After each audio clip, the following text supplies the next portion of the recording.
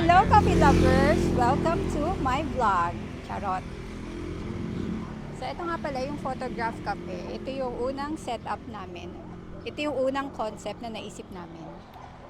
So, Photograph Cafe, trailer siya. Hi, boo.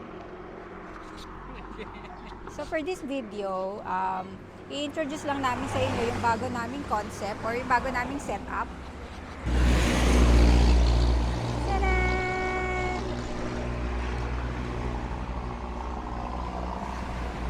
So, meron ako dito mga drawers.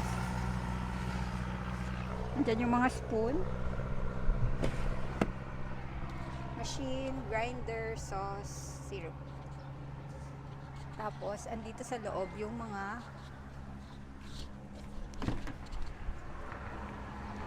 kung ano-ano.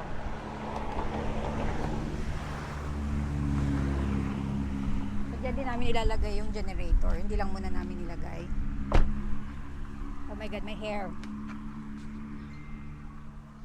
So, story behind kung bakit kami nag-add ng another coffee bar.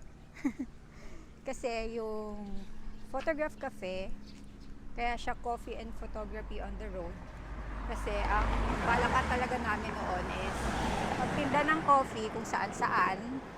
So, yon. Kaso, masyado pala siyang hassle.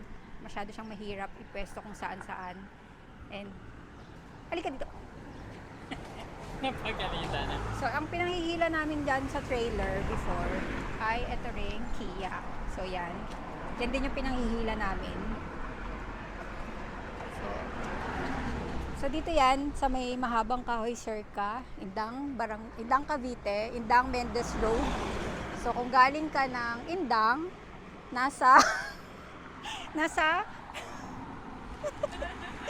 kung galing ka ng Indang, nasa right side siya.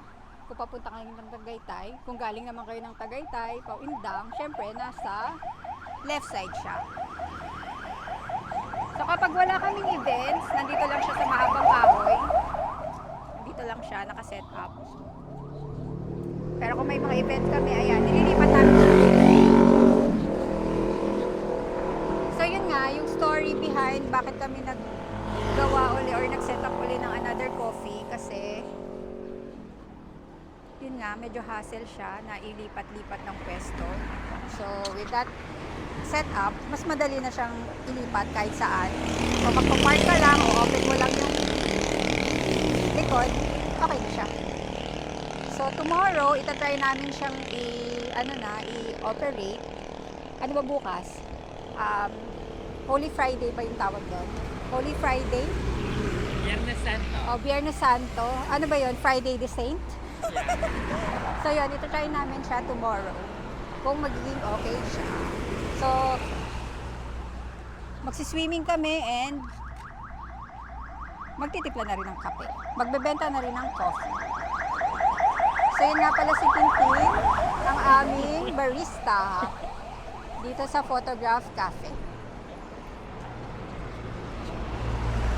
So yun lang. Yun yung story kung bakit nag-set up kami ng panibagong coffee bar.